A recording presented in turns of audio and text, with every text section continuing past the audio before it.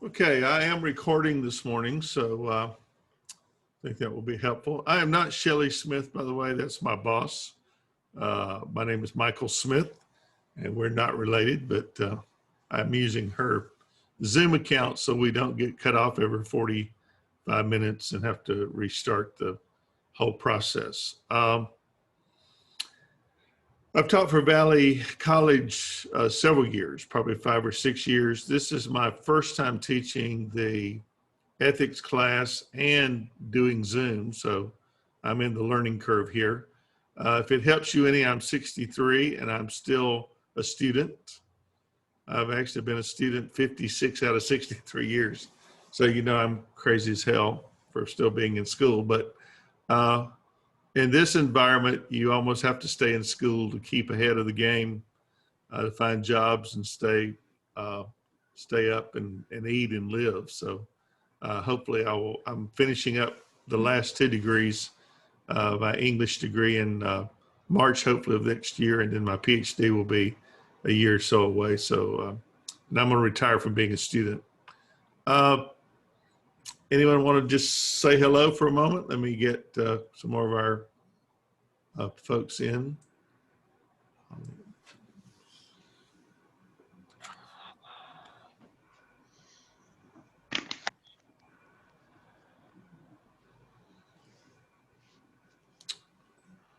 Good morning to those who just arrived. We are just getting started here this morning. As I was saying, this is the first time I've taught actually with Zoom, and the first time I've taught the ethics class, even though I've taught several of the humanities. Everyone, how many still do not have your textbook? I guess that's a good place to start. Okay, at least one. So let me tell you how I operate, and I hope this will work for you. We only have one deadline a week, basically Sunday night. So as we go through the week, you'll have assignments. They will be due by midnight on Sunday night before we start the next week. So that way we don't have a lot of deadlines running around that we have to keep up with. So I think that will be helpful. That's kind of how I've run the Valley classes before. If you have a discussion board, the one thing I encourage you to do is try to make your initial post as early in the week as you can, because if we wait on those until Sunday night, then nobody has anything to respond to. And for a discussion board, you should make an initial post. Mr. Smith, sorry to. I'm sorry.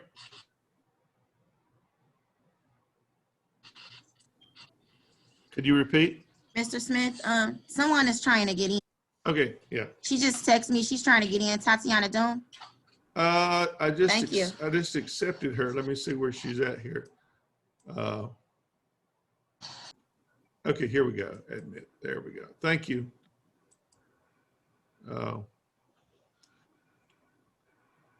Okay, let's let Tatiana. Good morning. Good morning. And, you know, we need to be sure too that I've gotten all of you for attendance today. So I'm trying to be very careful with that. 6,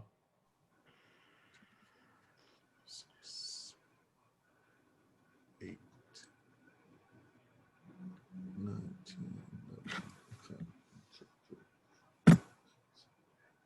10. So we'll double check we'll double check attendance again in a few minutes so I can send that over. So anyways, basically everything is going to operate off of Sunday night, except for your discussion boards. If you could get an initial post in, then you have until Sunday night to respond to 2 of your classmates. Everything is on Moodle, and I'm assuming that everyone has access to the Moodle. Smith, I am not on Moodle. Okay, and who am I talking to? No, I'm not on. So remind me at the end of the class. Well, you don't have access to Moodle at all? No, because some people was enrolled in it for English, so I didn't have to take that. So I never had to like sign up for it or anything. Okay. Raquel, let's talk about that at the end of class and see if we can get you in, because that's the easy way to get access to our assignments and post them and everything. It's just a good, clean way to operate. So we'll remind me of that at the end of class, and we'll get with IT and see if we can get you in. Anyone else? Okay. I'm not logged on there either. You're not on Moodle either? Oh, I have. This it. Oof, no. Because I'm showing your names in Moodle. It might just be a login issue. But we'll take care of that at the end of class. Remind me, don't let me get away without we get an IT. Got the information, but we never had to log on because we didn't have a class on there. Okay, good. All right, so it might just be a logon issue. I sent actually emails to everyone. A couple of you don't have, a couple of you have only Valley emails. And if you want to trust me with your regular email, it might speed up the communication process. If not, we can work with that. But the Valley email process is a little slow. It's just another piece in the mix of getting communications to you. Any other issues before we get moving?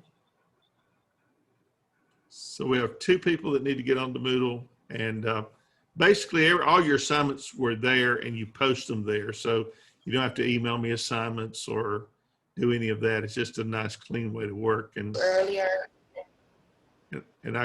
I'm sorry? Yeah, everybody. I don't have my book. I don't know about everybody else, but I wasn't aware. Connie was supposed to send out an email for us to come pick up the book, but it was never no email that came out. So I guess some of us got the ethics book and some of us don't. So Okay. I guess I would just follow, and then whatever assignments to do, I'll be able to get them done. Oh yeah, that's not a problem. I'll work with you on books. And just be sure you let me know, say tomorrow, if you don't have them tomorrow, keep me posted what the process is. Apparently they're in, just a matter of. Yeah, they're in. I just gotta pick it up, but Connie was supposed to send us an email out Friday, but it never came. So Okay. I guess some people got them and some people don't. Okay, well, we can work around that. The only thing that, well, the Moodle access will be one thing too. The only thing that really you could be doing today as far as an assignment, there on Moodle, there is a place to put your bio up where you just kind of introduce yourself to the class, and helps to kind of create some atmosphere, help us get to know each other a little bit better, and say hello to each other that way as well. It's a good way to kind of get to know each other. I am assuming that everyone here is in some level of nursing, or I think the entire class should be in healthcare. So we're kind of gearing this class towards that. And I'm very easy to get along with. I know what going to school is like. I've been in school 56 out of 63 years. And so I know that it's a struggle. Going to school is not easy. Anybody here that says going to school is easy they're fooling themselves. It's work, and I realize that many of you have your own jobs and you have family and you have life. So I do my best to work with that. I expect you to communicate with me, and that's really the big thing. If I know how I can help you, it's a lot better than having to guess how I can help you. I'm here to see you successful. I'm not here to grind you into the ground and make a point. There's some teachers that do that. They come to class to do that. So I hope that in the next 3 weeks you will realize that and take part in it, because I want to see you there.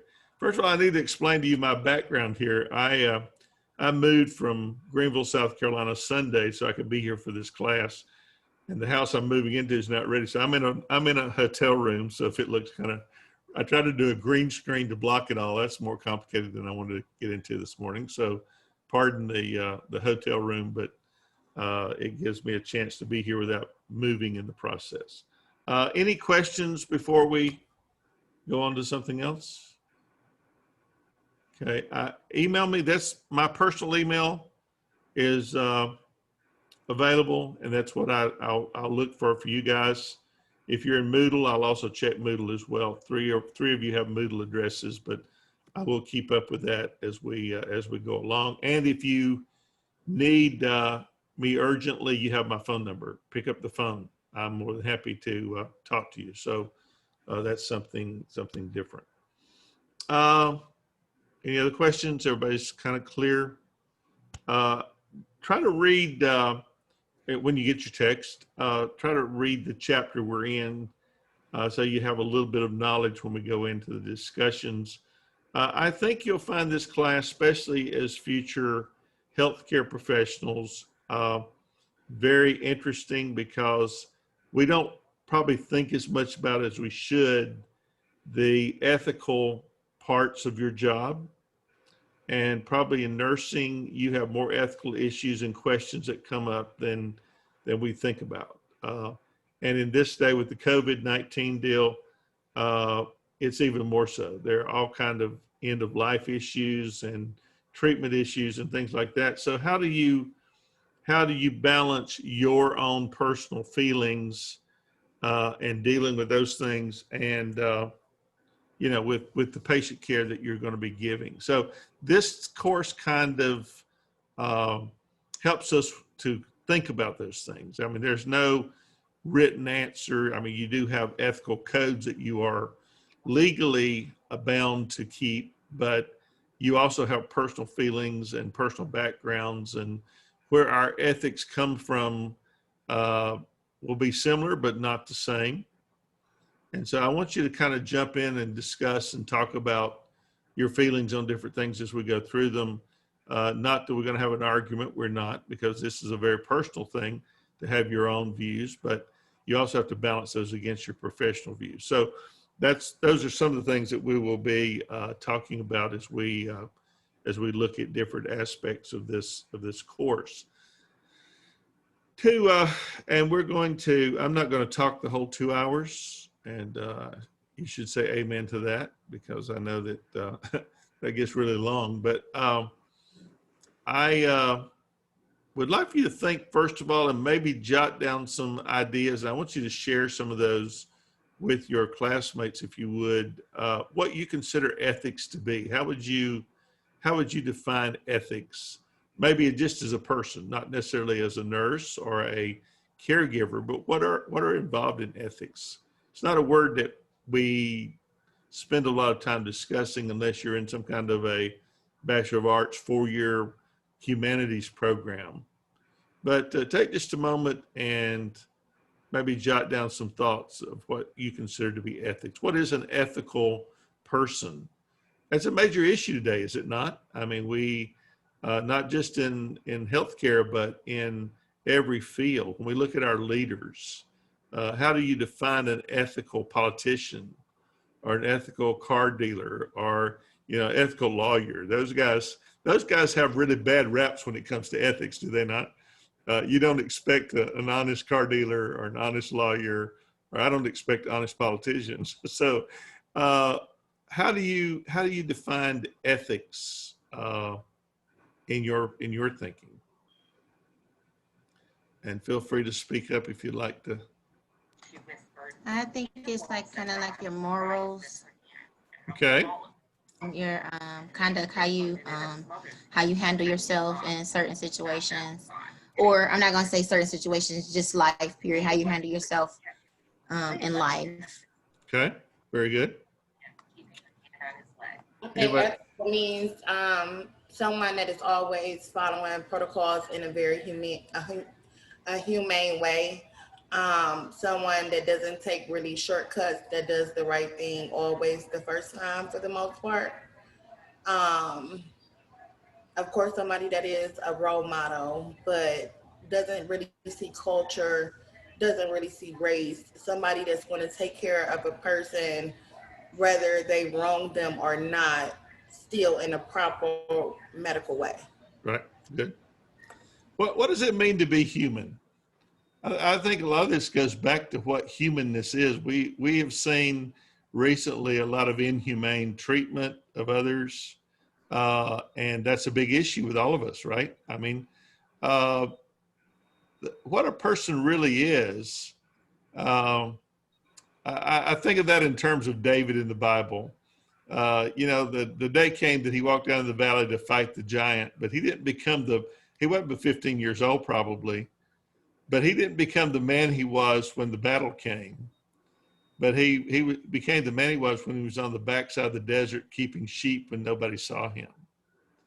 And I think when we talk about humaneness, what we are as human beings is really measured by what we are when nobody sees us. Because it's easy to, get up in front of people and claim this or that, and yet that not really be you. And so how we treat people in private is an indicator, I think, of who we really are. It's easy to say things in public, but anyone else? But I think you're very right about that.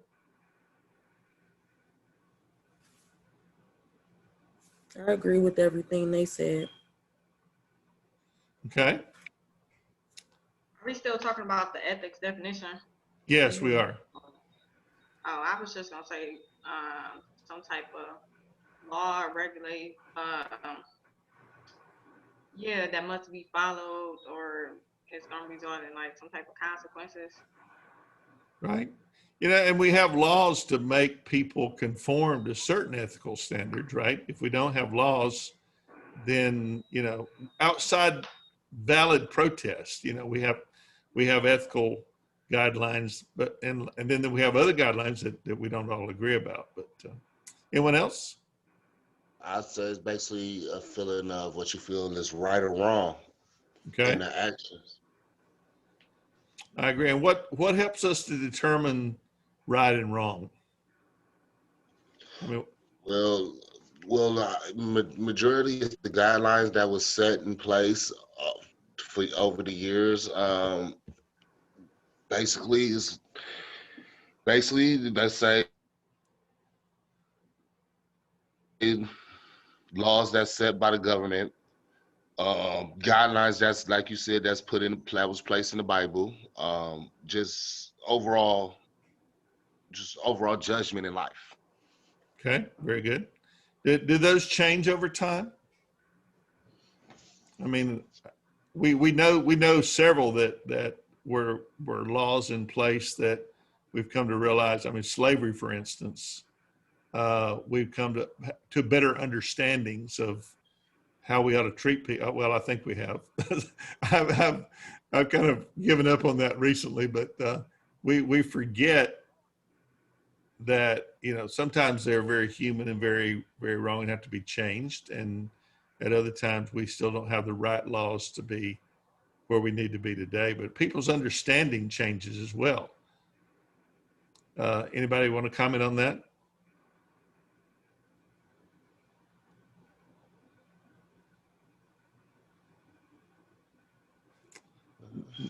No takers. So anyways, thinking about ethics then, a lot of our ethics come from our background. I mean, some of our ethics come from our parents.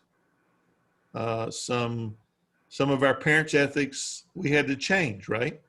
Have you ever faced that? Your parents believed something or acted in ways that certainly you don't act, I mean, I grew up in the deep South in South Carolina, which is about as backwards and racist as you could be when I was growing up. To tell you how badly it was, Brown versus Board of Education came down in 1954 that schools were not separate and equal, and that we had to integrate our schools.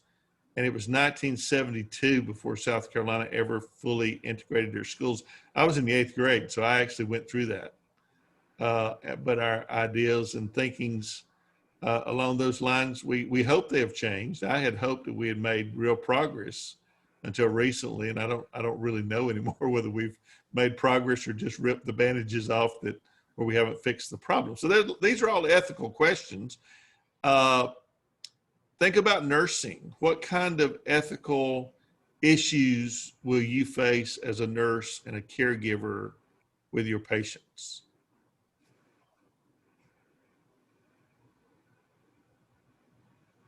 Knowing you have to give care to somebody that's did something wrong. Mm-hmm. That's certainly true. I mean, there are serial killers that end up in the hospital and under medical care, or rapists, or any number of people. Sometimes it's hard to realize when you know so much about a person to treat them in the same way.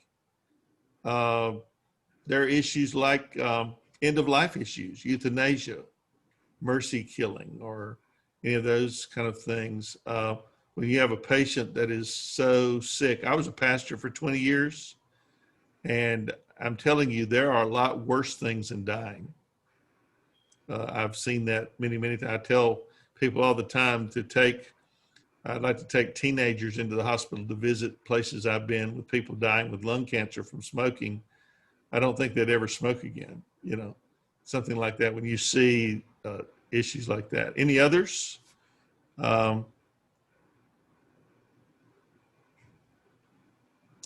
Treatment of, but the difference between a patient's family, you'll face that as a nurse many times, what you're going to share, what you're able to share with the family or with a patient. And we'll talk about that a little bit when we get into the ethics. Privacy. I'm sorry. Yeah. Privacy issues are huge, right? And that comes under some form of ethical treatment. And, do you tell a patient that they're terminally ill or, are dealing with your coworkers? There are ethical issues there as well that need to be, that have to be considered. Anyone else have a comment you'd like to make?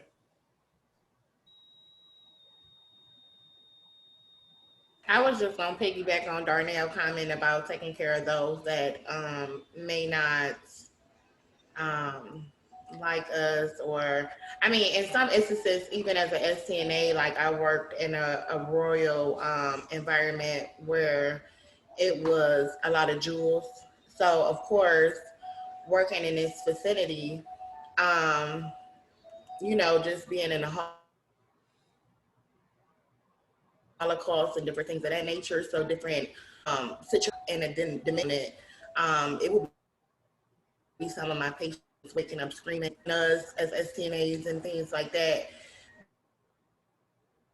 because they're scared of the things they went through and they think that we are the enemy. So it was certain colors we couldn't wear to work and different things of that nature due to this. So just being able to kind of cope and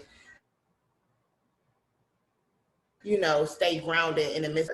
So I think that's pretty ethical. Well, that's a good word, to stay grounded.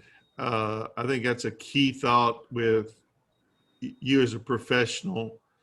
You have to be professional even when you don't feel it sometimes. But staying grounded, I took care of my mother with Alzheimer's for 10 years. And actually, that's how I got into teaching online, was I couldn't work and do that. And I wasn't going to put her in a nursing facility. And I was saying to my brothers yesterday, the good thing my brothers did was they said, you make the decisions, we don't second guess you, because you're living with her. And to be ethical with with people in nursing facilities, nursing homes especially, where they don't have the filters to what they say or how they act or whatever, and whatever's on the inside spills out. So sometimes you are really amazed at what people will say to you, or how much they appreciate or don't appreciate you, or whatever they are, there's no filter there.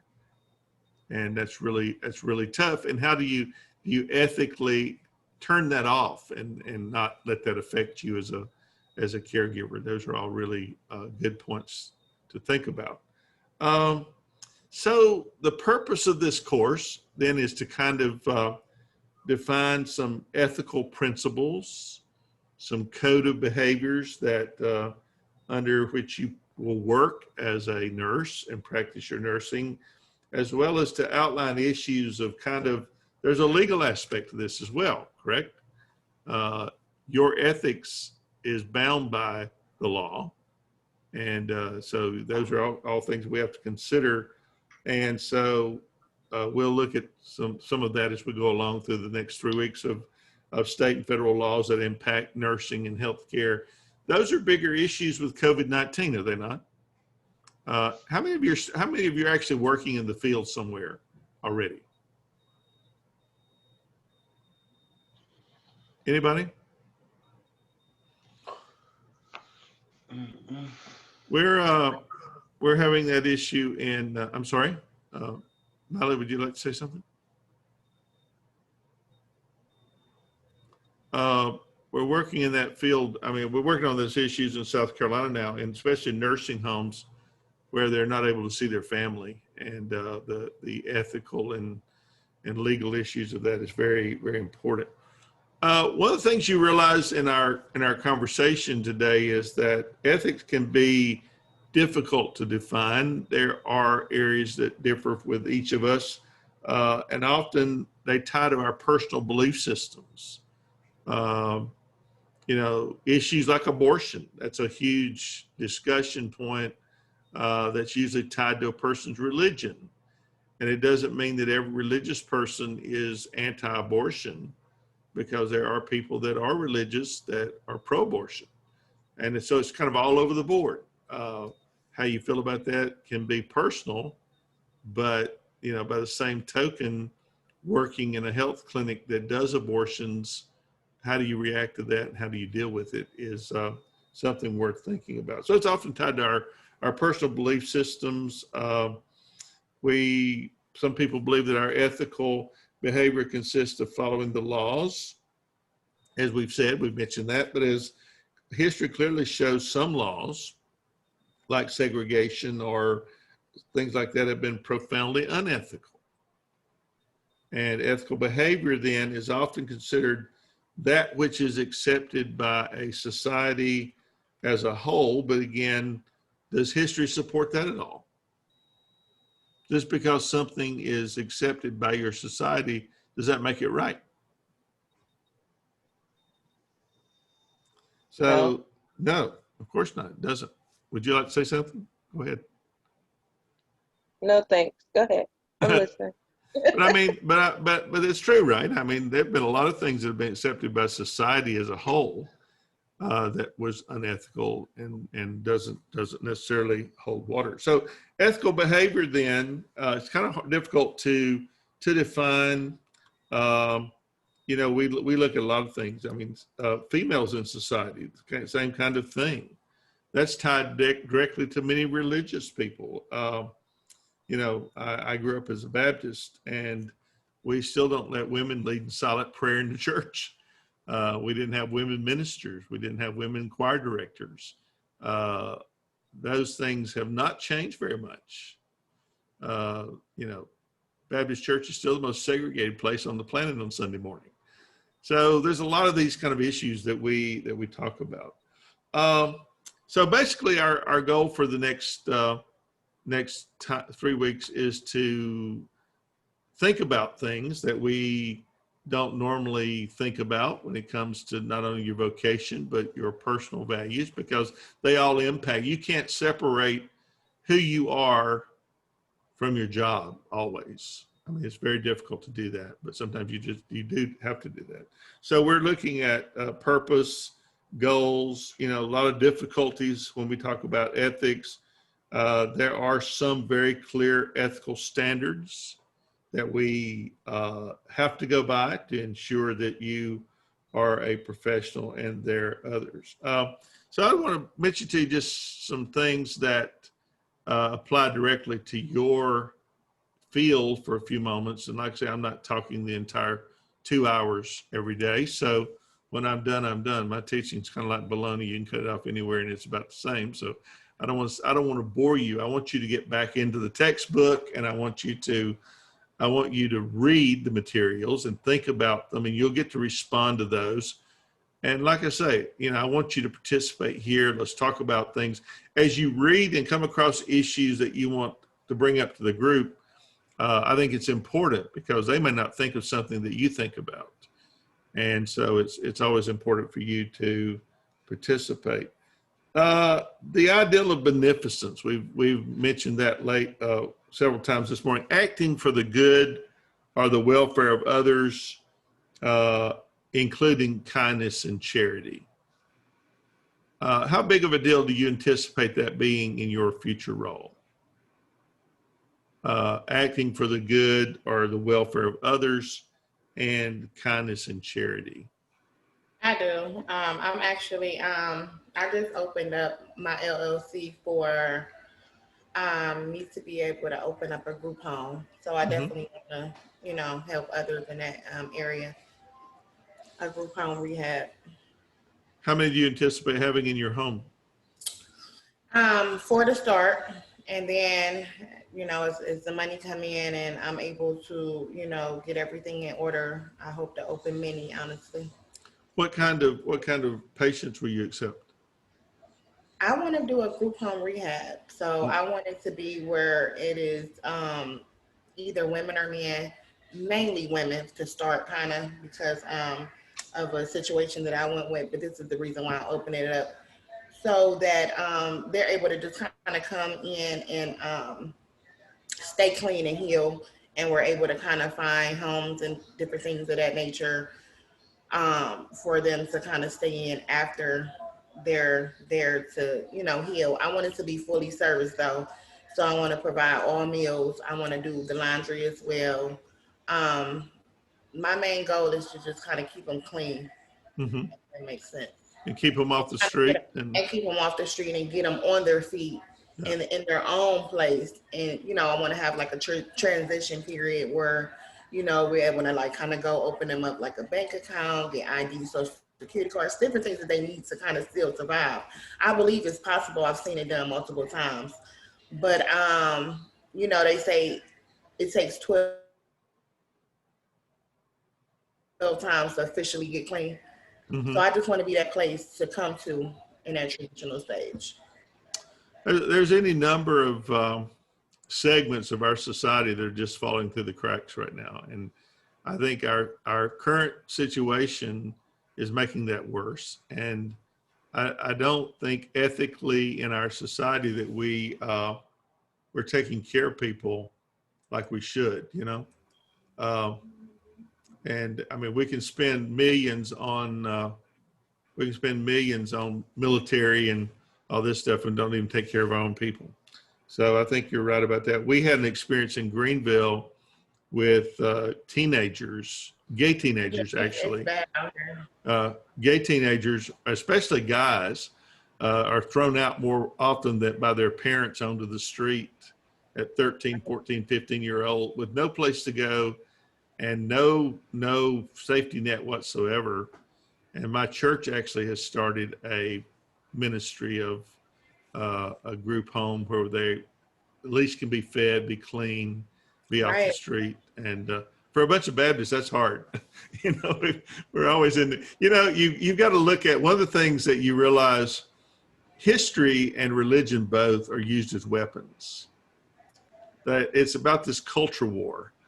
And, I've often said, I wonder sometimes if Christianity hasn't been hijacked, hadn't hijacked Jesus's name, but not his teachings, because you don't see many churches that practice, but they have all these other things that all these other weapons. So I think it's really wonderful. You got to start somewhere.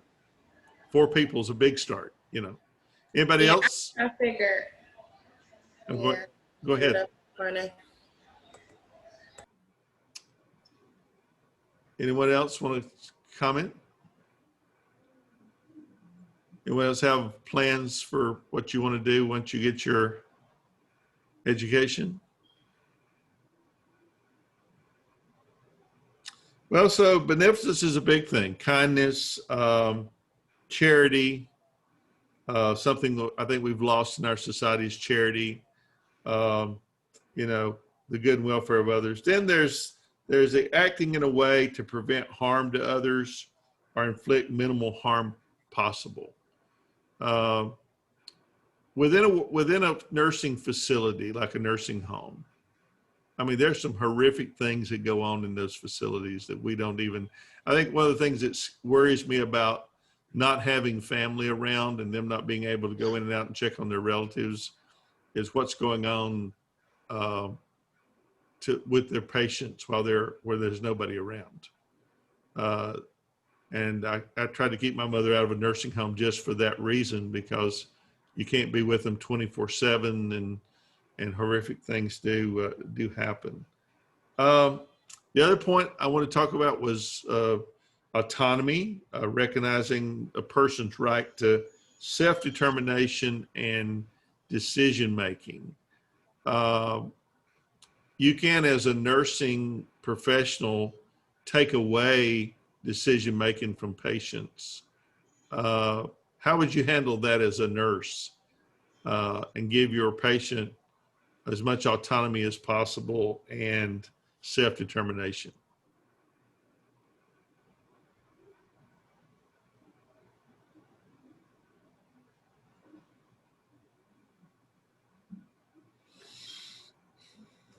Anyone want to speak?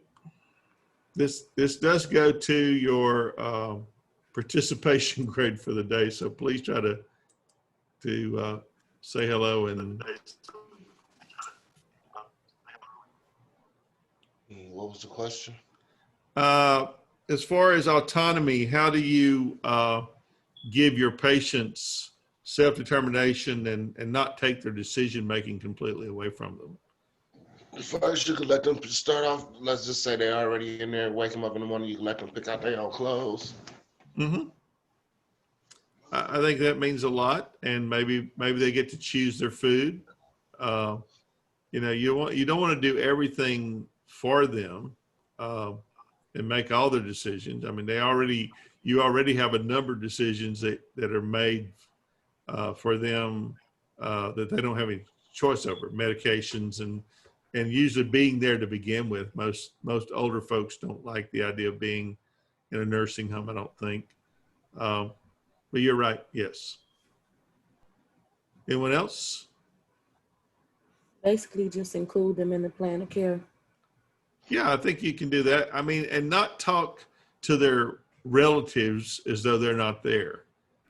How would that make you feel if you were just a patient and the doctor and the nurses only communicated with your family, but they didn't try to include you in the circle of communication? Upset. I mean, anybody. My opinion didn't matter. I'm sorry. Yeah, you're It right. would just make me feel like my opinion didn't matter. And that and it goes to your self-worth as well, right? Yeah. Molly, because you don't feel like you're included, so why live? I mean, why want to live? Or Right. I mean, I think, It puts people in a depressive state when they can't make decisions for themselves. and they're probably already in a depressive state by having to be there to begin with, and Well, yeah. most of them are there against their will. And so Yeah. you're right. There are a lot of ways that you can influence a person's mental health just by the way you treat them. Anybody else? A lot of patients be already self-dependent, so when they have to depend on other people, it'd be hard for them to accept like people having to do everything for them. Yes, you're right.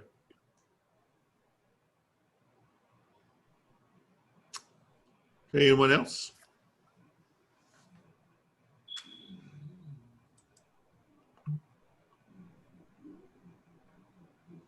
Okay, we still have, be sure that if you've joined the room late, that before we leave, that I have your names and everything for attendance.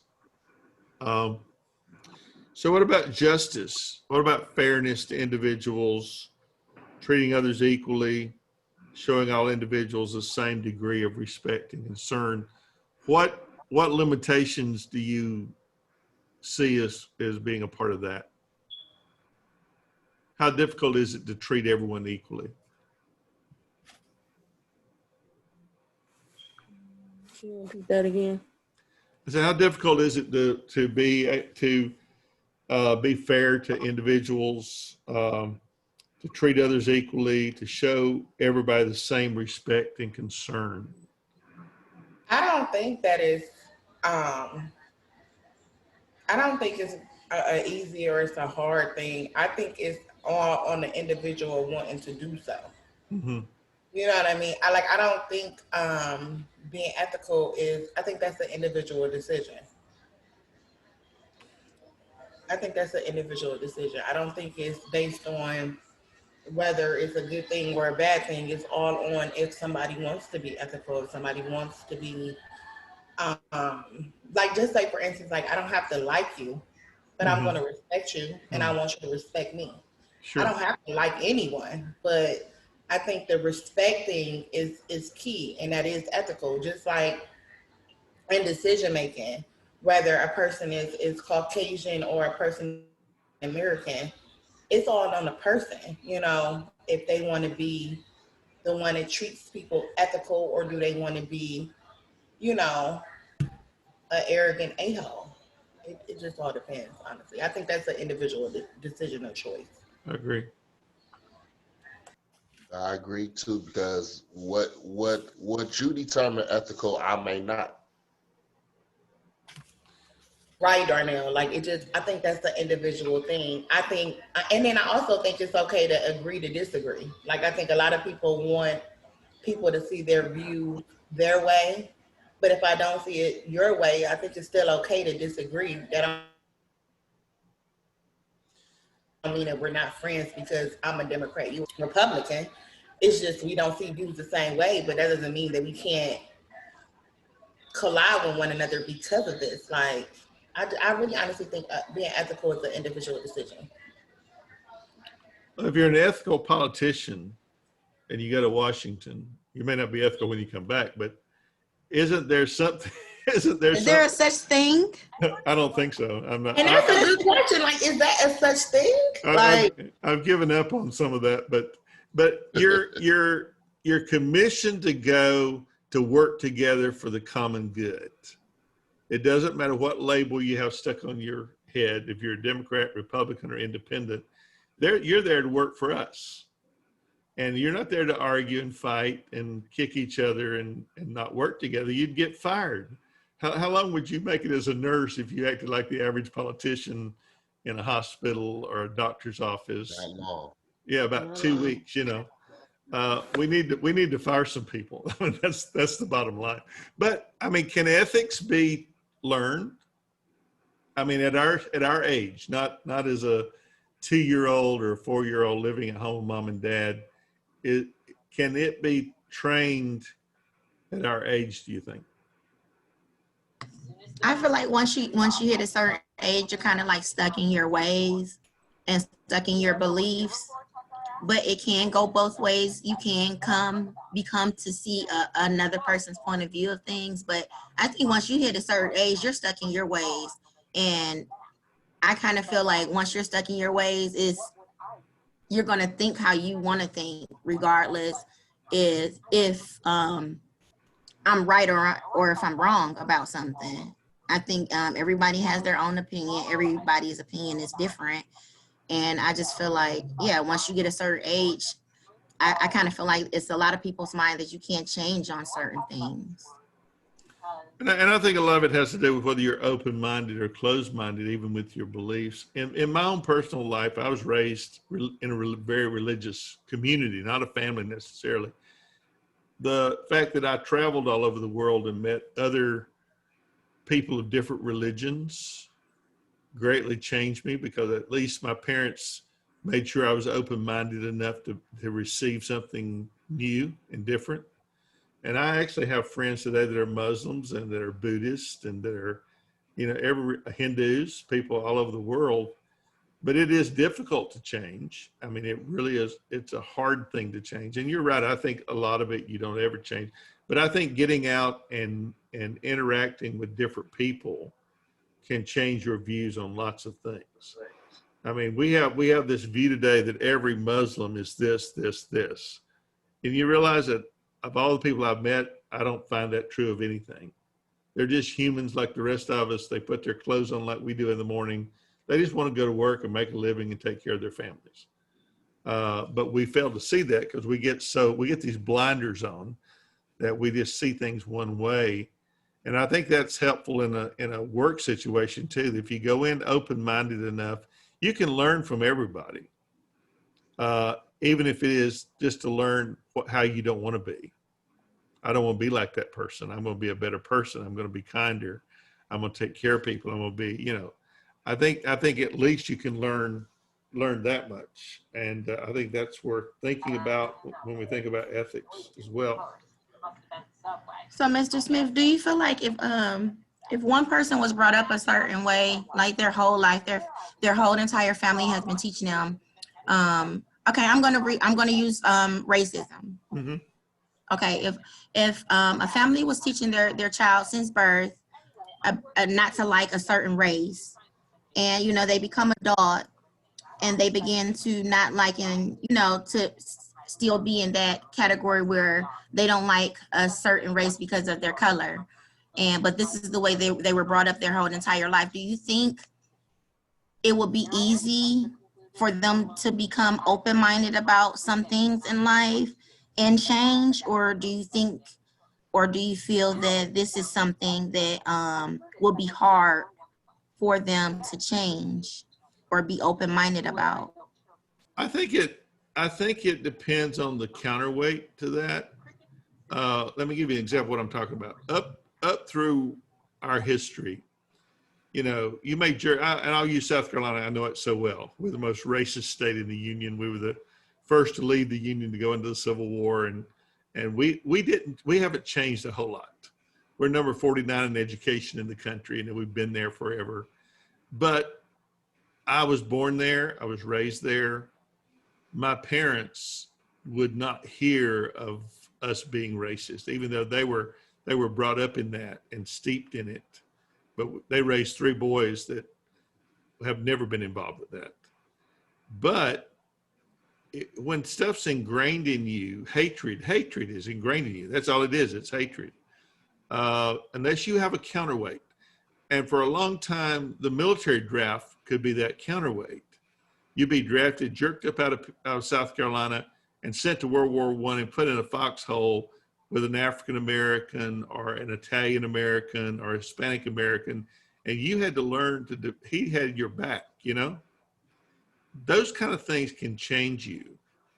But if you don't have the counterweight to do that, and all you ever know is hatred, no, I don't think you'll ever change. There has to be a divine intervention in a way to change your mind. Education does that. Education's wonderful because it will change our views and help us to realize that the world is just not like it is around our doorstep. Does that make sense? Yes, thank you for your opinion on that too. Thank you. I think if we don't get our children educated and we don't educate ourselves, there's not any hope for America. Send them off to school to learn from other people that think differently than we do. And if you have a goal in life, it ought to be to see that your children go to college and their children go to college. My mother never got to go. We were sharecroppers, and she was. And all of it, my 2 brothers didn't go. I was the only one, but now all of her grandchildren have gone to college, and none of them think that way. You know, you have to do change one at a time. It's one kid at a time, one human being at a time. Anybody else? That's a good conversation to have. So justice is a part of this, right? I mean, that's a big deal. That's something we're hearing today a great deal about, social justice. That's an ethical question. How can you be ethical and not believe that everybody has the same rights or the same prospects, or they look at you through the lens of color or religion? And that's a good way to think about things, that we all wear a certain set of glasses, right? Those glasses determine how we look at everything. But sometimes we have to take those off and get a new pair of glasses and look at things a little bit differently. And we can't let others determine what kind of glasses we're going to use. That we have to work on that every day. I think the people that are put around us, God puts them there for a reason, to test us on our weak points. You know, are we going to rise to the occasion and be just like them, or are we going to be different? And those are all ethical things that we have to think about. But justice is a big deal for all of us. This is not a black issue, white issue. It's for all of us. It's an American issue. And I teach American history and have for years and years, but I don't teach the civic history. I teach the good, the bad, the ugly. And if we don't come to terms with the truth, then there's no hope of moving on. So anyways, those things are. Any other comments? Then how about veracity, being truthful, trustworthy, accurate in your interactions with others?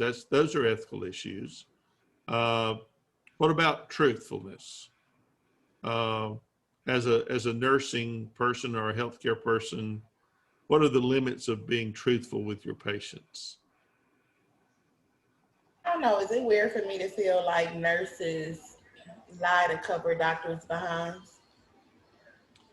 I'm sure that's an issue, a big issue. If you don't have the confidence in your it may be another nurse as well. What do you do when you run up against incompetence? I think that's a good question. I think that we all need to ask ourselves, like, are we really gonna be honest when we see abuse? Are we really gonna be honest when we see a person selling medication? Are we really gonna be honest about it? Or do you feel like a snitch or look the other way? Because I feel like looking the other way is just as bad as lying as well. But that's just my opinion. Well, the other piece of that as well, which I think is important, is to realize that one day when you are in a position of leadership, say you're the person who sets the stage for the whole environment. What kind of environment will you create for those who need to report abuses? Because I think it goes back a lot to that. The environment you work in determines your freedom to communicate and to talk about things.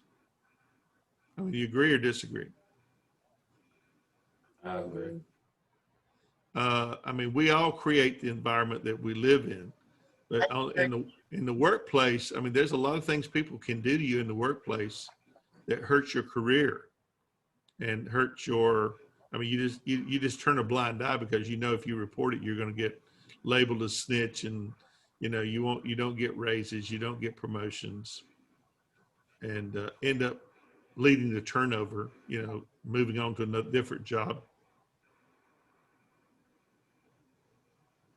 I mean, that doesn't have to be nursing either. That can be any other job you come in contact with. That Well, if you see somebody like stealing narcotics and you don't say nothing, then technically you an accessory and you probably could get in trouble too because you knew about it. right.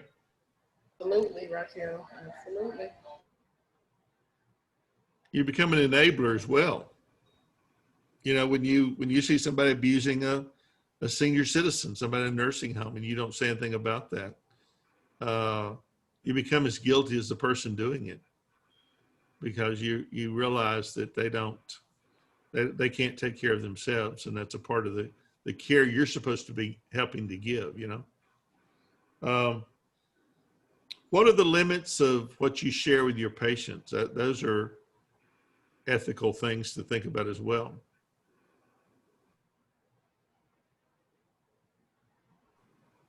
Can you tell them everything? And who No. can, I'm sorry, go ahead.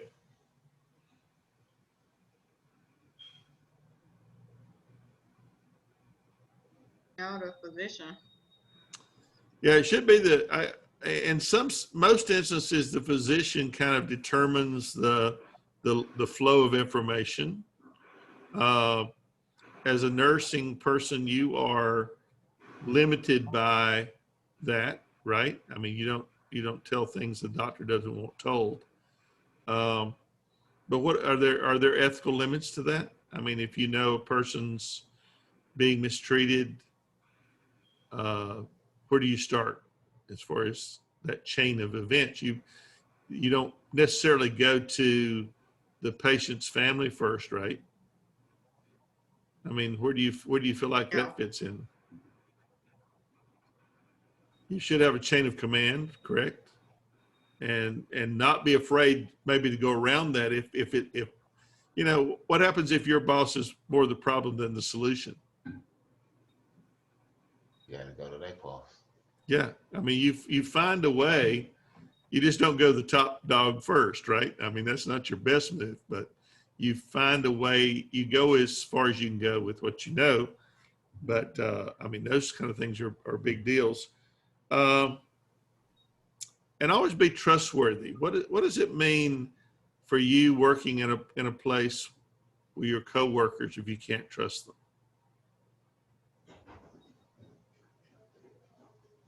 Is that going to end up being good for the patient in the long run? I mean, there are all kind of environments out there, from hospitals to nursing homes to, whatever.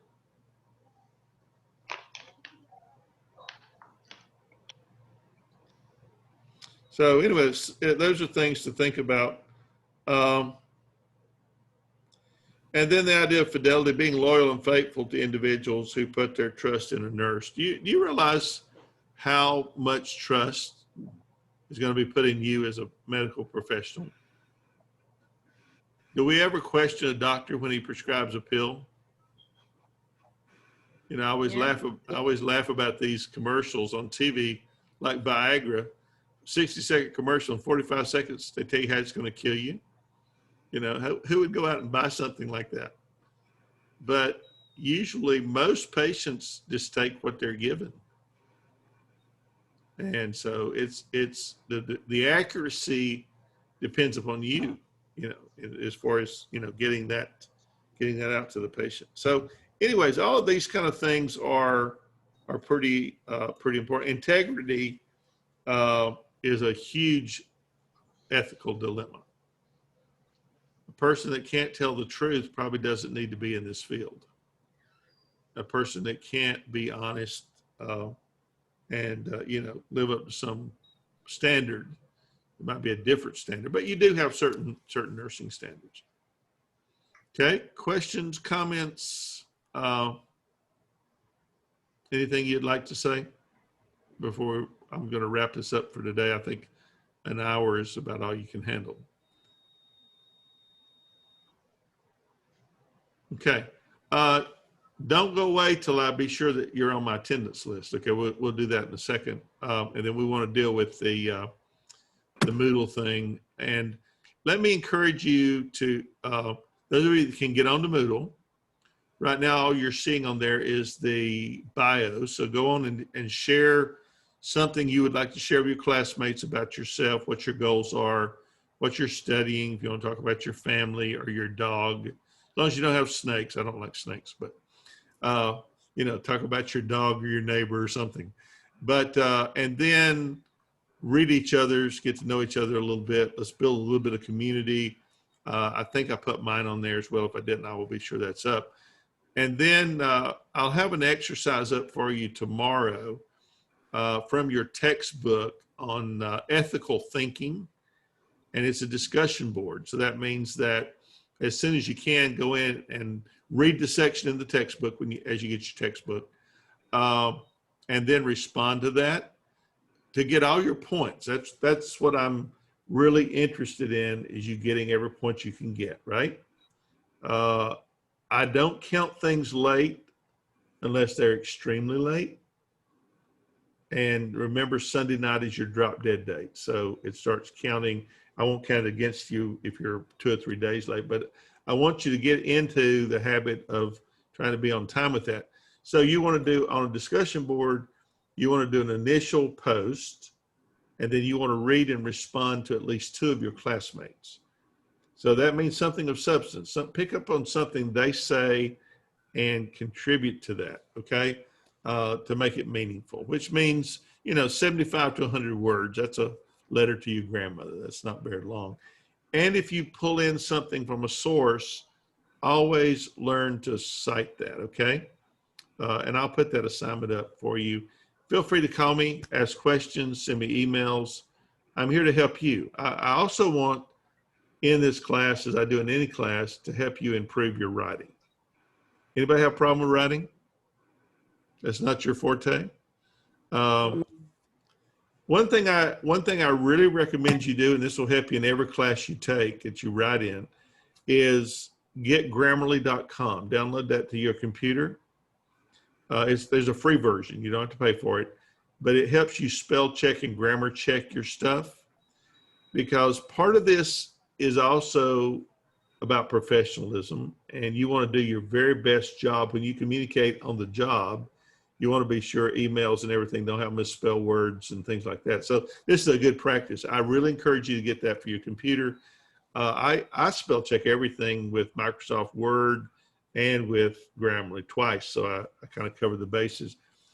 on written, be sure your written materials are in Microsoft Word, a document, so they can be opened. And I'll give you feedback and give you pointers and try to help with that as well, because we want to come out of here not only understanding a little more about ethics, but also better professionals. That's always our goal, to be the very best you can be. And so writing is a key element of being professional, being able to write, communicate well. If you have any problems with that, so a lot of times I'll give you pointers about writing that I don't count off for. So it's not about me grading you down on something. It's about me trying to help you improve your writing skills. Okay. Any comments or questions before we be sure we get the roll here? I have a question. Yes. On Moodle, it's like week 1 case studies. Are we doing those case studies? I've got to go in and change some of those things. Yeah, because they have a due date for June 15th. So no, the dates haven't been changed yet. Don't worry about that. The only thing you have to worry about right now is the bio. That's the only thing I have changed and added. Okay. The case studies should be blocked. You shouldn't be able to see them, but I will put the first one up today and get the date changed. So don't worry about that. That'll be fine. I'll be sure you get access. If you have any problems, just please let me know. I hope you'll call or email. I'm here all day, so I'm always watching emails and phone, all that stuff. Okay. Anything else? Are you more comfortable now than when you came in? You said that ethical thinking, that is due Sunday or today? No, it'll be due Sunday. Nothing will be due. You can do the bio in 5 minutes, but everything is due Sunday night. So along the way, the only thing with discussion boards is try to get your initial posting as quick as you can to help your classmates out. Okay. You won't be counted off for it, but just know that Sunday night, midnight is always going to be your due date. I think it's easy to have 1 than 5, right? You don't have to worry about what's something due today, something due tomorrow. But through the week, be reading your text, because we're going to be talking about different chapters. Like today, roughly was chapter 1. There's a lot of terms in there that I don't care that you don't have to know a lot of terms. The quiz on Thursdays, and we will have a quiz this Thursday. That's the only exception, but it's going to be something that, it's open book if you want to use your book. I just want to know that you're reading and listening in and taking stuff in. So it's not going to be some mountainous. It'll be probably 10 questions and true, false, or multiple choice. It won't be anything you have to regurgitate a lot of detail on. There's not going to be a discussion. So is that technically our test? Yeah, that is technically your test. So they're going to be 10 questions? Yes. And okay. And is that painful? No. No. Okay, you said Monday through Thursday we gonna have discussion boards, so we just go in. Like, are we gonna have? I don't know. Because Sierra said something about a study. So what is it? Well, like, all your stuff for the week when I get going. See, I got this class late in the game, but Okay. You'll have the whole week materials there if you want to work on them. I encourage you to work on them during the week. Okay. And you can do it anytime you want to. It's just you got to get it done by Sunday night. Even the test will be posted. You still don't have to do it till Sunday night. But don't wait until Sunday night to try to To the do all of it last at one minute, time. So you Okay. really you don't have to worry about a deadline. But working through the week, reading materials, I think get what you get out of your textbook and what we talk about. Bring stuff to the class from the textbook that you want to talk about, questions and answers.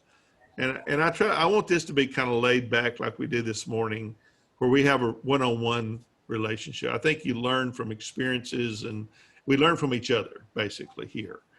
But your graded stuff will be up for the week. You can work on it all you want to. You can post it when you want to. Let me tell you this. I'm sure most of you have been in school a long time like I have. When you start a new class, go on your computer, make you a folder for this class. Always drop and save everything you do on a Word document in that folder where you know where it's at. I don't know how you are, but I spend more time looking for stuff that I can't find and I've misplaced. That helps you get organized, but it also will help you in your professional life to do organize the same way. That's 90% of the game. If you're organized, you save a lot of time by knowing where things are. So if you wanted to start writing, say on your bio, and you couldn't finish it, just save it, come back, and then you got till Sunday night to post it. So you can write on it, or the discussion boards, save those, post your initial response though for your classmates, but then you can work on it any way you want to during the week.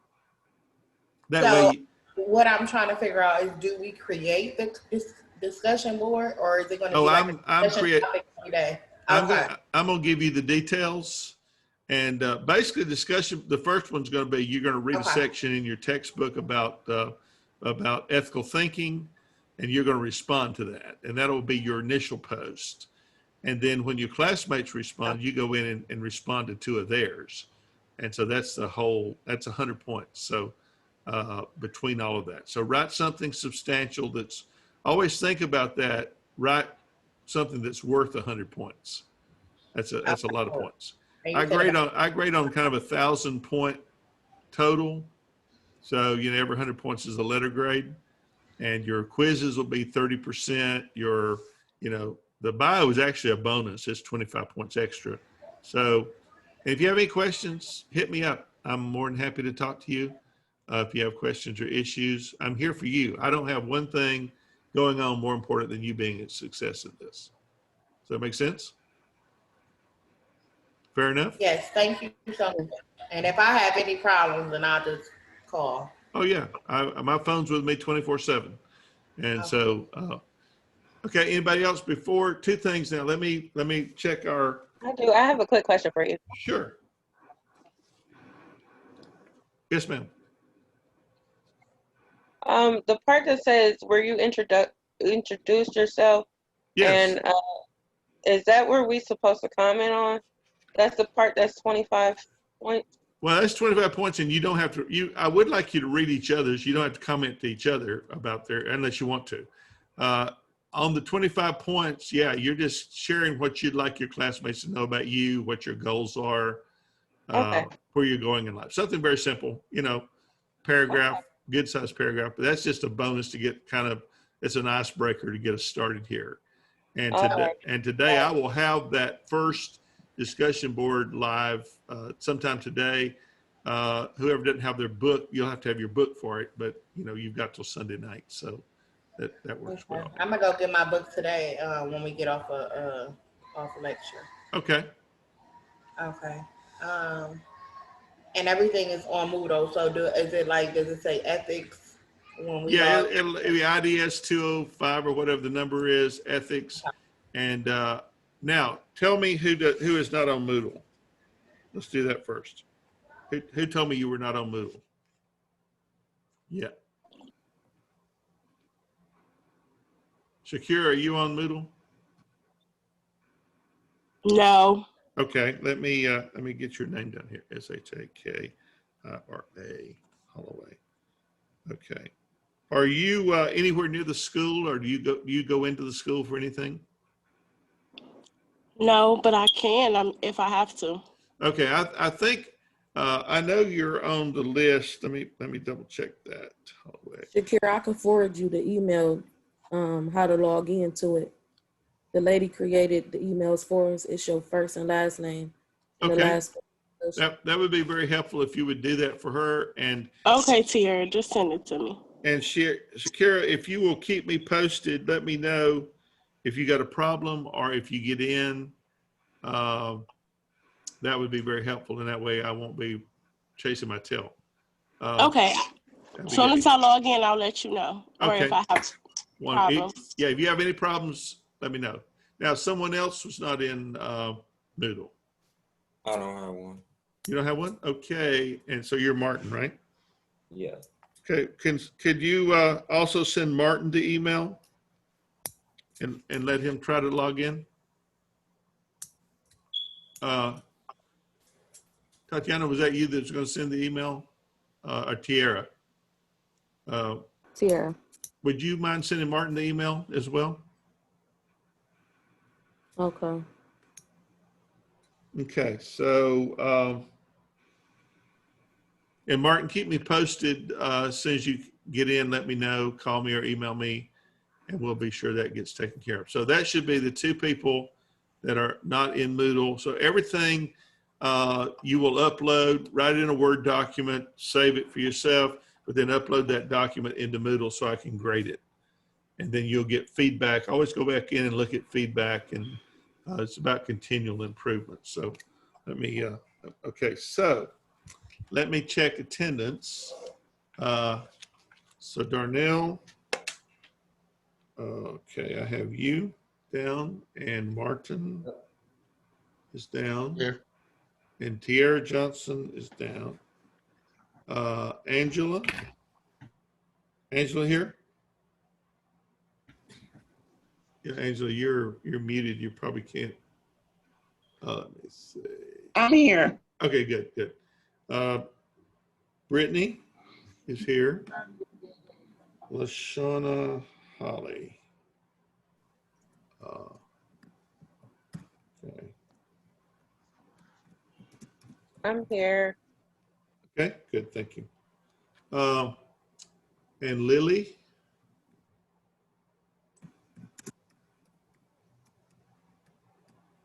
Lily, you're muted as well, but I'm seeing you on the list, so. Okay, Molly's here. And Maria? I'm here. Okay. And Shakira.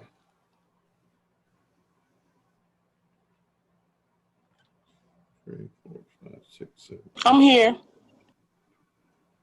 Okay, 14. And Tatiana's here. And Raquel's here too. Okay. And Tatiana. Okay, anybody else that I missed? So 1, 2, 3. Did you 4. give me Mr. Smith, Raquel, Van? Yes, I did. Okay, I think we're good. Any other questions, comments before we break up? If you have any concerns at all, call me or email me. But if you have any confusion about, what you need to be doing, but just try reading the first chapter today when you get, if you have your book. A lot of that is very dense terminology, and I can spend the whole 2 hours just going through things that are going to bore you to tears. And so I'm pretty short and to the point, but I want to explain the things that I think are necessary for your learning. But there's no point in, that's one reason why people hate history, is because you had a history teacher, all he got was names and dates. That's no way to study history. And I don't think terms are necessarily any way to study ethics either. But I think we've had some good discussions, and at least get you thinking about the terms and the discussion and what you're going to be facing in your professional life and your personal life. I think we're all having to face ethical issues in our lives these days with the situation we're in, but I think it will be helpful. Anybody else? Comments before we go? All right, so we will see you tomorrow at the same time, same station. And in the meantime, I'll be watching for your communications. Have a good day, Everybody okay? have a good day. Bye-bye. All right. Good day. Bye.